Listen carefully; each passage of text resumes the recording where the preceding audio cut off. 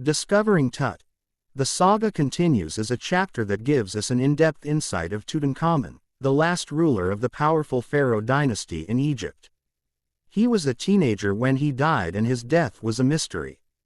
Some speculated that he was murdered. He ruled in Egypt and its empire for centuries. In 1922, his tomb was discovered by Howard Carter, a British archaeologist. After 80 years, he was taken from his resting place for CT scan, which offers to solve the mystery of his life and death by creating a forensic reconstruction.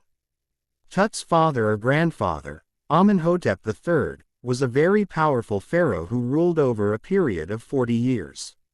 His son, Amenhotep IV, thrived him and began the strangest period in the history of Egypt. He promoted the worship of Aten, the sun disk. He changed his name to Akhenaten, meaning servant of the Adens. He also moved the religious capital from Thebes to the new city of Akhenaten, called Amarna.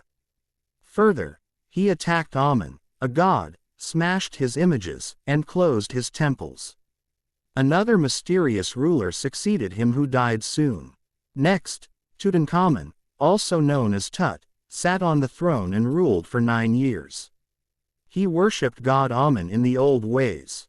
However, he died mysteriously.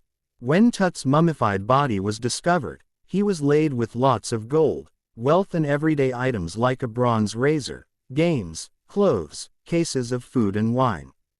Carter discovered him after searching for many years. After researching on the treasures, he decided to investigate his 3 nested coffins. Some parts of the Tut's treasures in the tomb were already looted.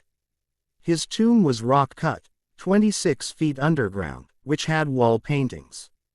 On the outer coffin, Tut's face was gilded. In the first coffin, he found the garlands of olives, lotus petals, and cornflowers. It showed that he was buried in the months of March or April. The third and final coffin put Carter into trouble. The resins used to cement Tut to the bottom of the solid gold coffin was hardened enough, making it impossible to move. He put the coffin in the sun for several hours in hope for the resins to loosen up, but it didn't work. Finally, he removed the resins with the help of chisel and hammer. Carter felt he didn't have any other choice, as to if he hadn't cut the mummy from limb to limb, thieves would have looted the gold. His men first removed his head, then they cut off every joint. After removing the body parts, they placed it on the layer of sand in a wooden box and put it at the original place. In 1968, the mummy was X-rayed by an anatomy professor, revealed few facts: his breastbone and front ribs were missing. Later, on January 5, 2009, Tut was taken for court computed tomography scan, which takes hundreds of X-rays and creates a 3-dimensional image. The night of the scan, the workmen carried his body from the tomb in a box. They climbed ramp and stairs and lifted it on a hydraulic trailer that held the scanner. The scanner stopped working, which paused the procedure. After using a pair of spare fans, the scan was finally done. After 3 hours, his body was taken back to his tomb, where his body is resting in peace.